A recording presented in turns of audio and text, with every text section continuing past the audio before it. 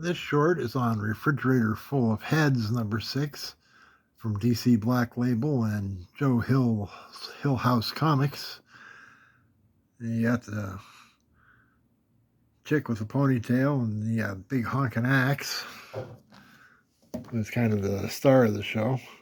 But you can't have a refrigerator full of heads if you don't start off with an axe. Irrational Metallurgy, Los Alamos, Mexico, New Mexico. Not regular Mexico, New Mexico.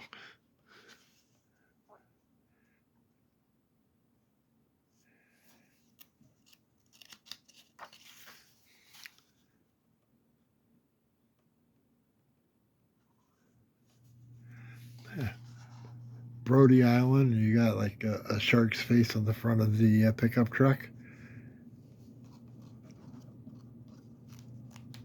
Got like the Amityville house show on there.